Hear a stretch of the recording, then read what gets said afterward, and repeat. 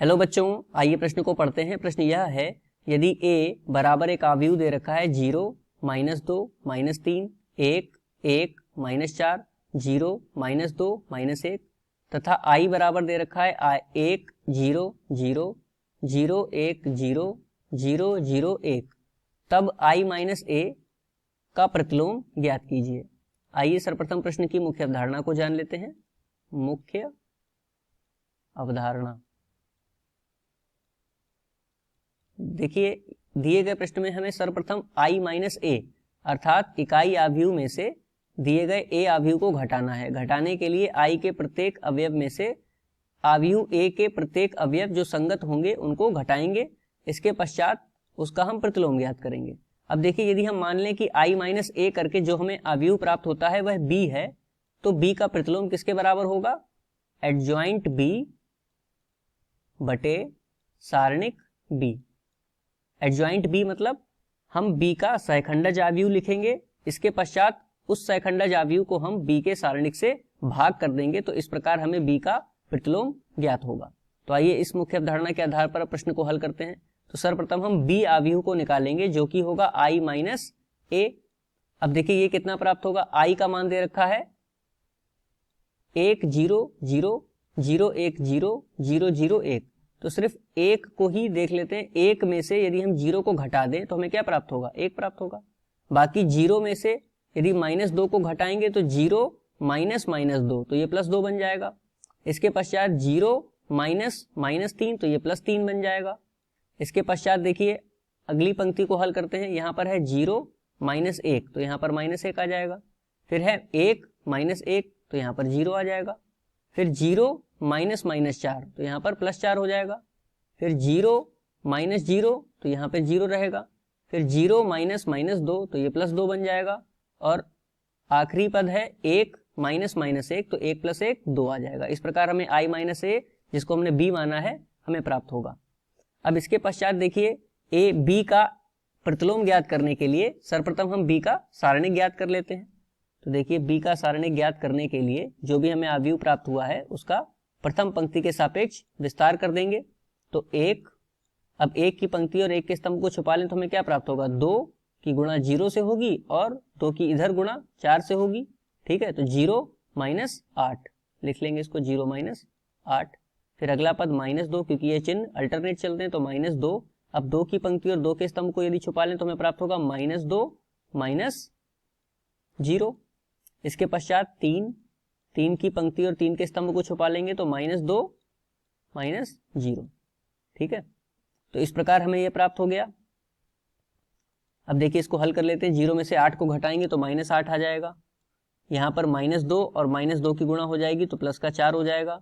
यहाँ पर 3 दूनी -6, तो देखिए कितना प्राप्त हो रहा है? -8 और -6, 8 6 14, -14 + 4 कितना हो गया? -10। इस प्रकार हमें सारणिक b का मान प्राप्त हो रहा है -10। अब इसके पश्चात हम b का सहखंडज निकालेंगे। सहखंडज निकालने से पूर्व हमें इसके सहखंड निकालने होंगे। तो सहखंड निकालने के लिए सर्वप्रथम हम क्या करते हैं? b को अगले पृष्ठ पर लिख लेते हैं। जो भी हमें आव्यूह प्राप्त हुआ है b, उसका मान है 1 2 3, इसको लिख लेते हैं 1 2 3।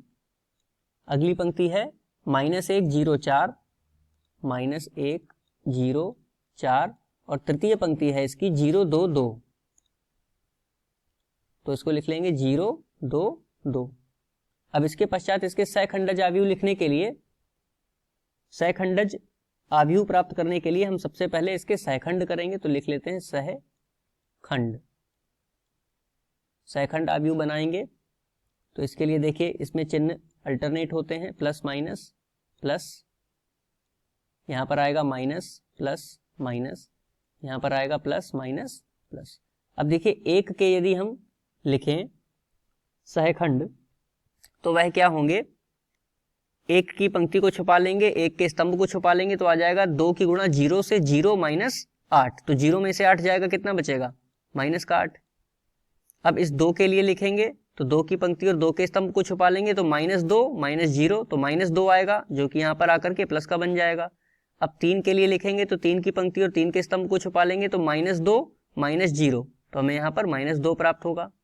अब देखिए -1 के लिखते हैं तो -1 की पंक्ति और -1 के स्तंभ को छुपा लेंगे तो हमें प्राप्त होगा 2 दूनी 4 -3 दूनी 6। तो 4 - 6 कितना होता है -2, यहाँ पर आकर के प्लस का बन जाएगा।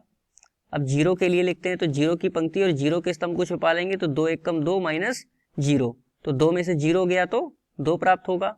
अब 4 के लिए लिखते हैं तो 4 की पंक्ति और 4 के स्तंभ को छुपा लेंगे तो हमें प्राप्त होगा 2 एकम 2 -0 अर्थात 2। अब देखिए 0 के लिए लिखते हैं तो 0 की पंक्ति और 0 के स्तंभ को छुपा लेंगे तो हमें प्राप्त होगा 4 दूनी 8 -0 अर्थात 8। अब 2 के लिए लिखते हैं तो 2 के लिए 2 की पंक्ति और 2 के स्तंभ को छुपा लेंगे तो हमें प्राप्त होगा 4 एकम 4 -+3 तो 7 आ जाएगा।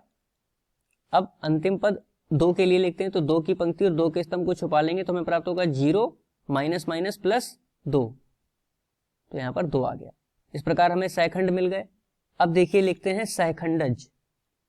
सहखंडज, तो सहखंडज आव्यूह क्या प्राप्त होगा हमें? सहखंडज आव्यूह को हम देखिए बी का निकाल रहे हैं, ठीक है, सहखंडज बी का, तो इसको एडजॉइंट बी भी लिख सकते हैं, एडजॉइंट बी, और वह बराबर होगा जो भी हमें सहखंड मिले हैं उनका हम परिवर्त कर दें। परिवर्त करने का मतलब है कि जो पंक्ति है उनको स्तंभ बना दें। तो देखिए प्रथम पंक्ति क्या है -8, और इसको स्तंभ के रूप में लिख देंगे तो यहाँ पर आ जाएगा 2, यहाँ पर आ जाएगा -2। इस प्रकार यहाँ पर 2 माइनस, यहाँ पर +2 और यहाँ पर -2, इसके पश्चात 8 -7 और 2, तो ये हमें एडजॉइंट बी मिल गया। अब देखिए यदि हमें एक बी का प्रतिलोम ज्ञात करना है तो हमें सारणिक बी से इसको भाग करना होगा। अब देखिए हमें बी का प्रतिलोम ज्ञात करना है तो बी का प्रतिलोम किसके बराबर होता है? एडजॉइंट बी बटे सारणिक बी। तो सारणिक बी का मान हमें प्राप्त हो चुका है पूर्व में -10, ठीक है। तो अब -10 से हम इसके सहखंडज आव्यूह के प्रत्येक अवयव को भाग दे देंगे तो हमें बी का प्रतिलोम मिल जाएगा, ठीक है। तो अब -8 को यदि हम -10 से भाग करें तो हमें क्या प्राप्त होगा? माइनस माइनस कट जाएगा, 8/10, तो 2 चौक 8, 2 पंजे 10, तो हमें प्राप्त होगा 4/5। इसके पश्चात 2/-10 करेंगे तो हमें प्राप्त होगा -1/5। यहाँ पर 8/10, 8/-10 होगा तो यहाँ पर माइनस का आ जाएगा 4/5। इसी प्रकार यहाँ पर देखिए 2/-10 होगा तो यहाँ आएगा -1/5। यहाँ पर प्लस का 2/-10 होगा तो यहाँ पर भी आएगा माइनस का 1/5। -7/-10 होगा तो माइनस माइनस कट जाएगा, आ जाएगा 7/10। यहाँ पर देखिए -2/-10 तो माइनस माइनस कट जाएगा, 2 से 10 कट जाएगा तो आ जाएगा 1/5। यहाँ पर -2 है, -2 से -10 को भाग करेंगे तो माइनस माइनस कट जाएगा, 2 पंजे 10 तो 1/5, और यहाँ पर 2/-10 आएगा तो -1/5। तो मुख्य अवधारणा के आधार पर यह दिए गए प्रश्न का उपयुक्त उत्तर है। आशा करते हैं आपको समझ में आया होगा। धन्यवाद।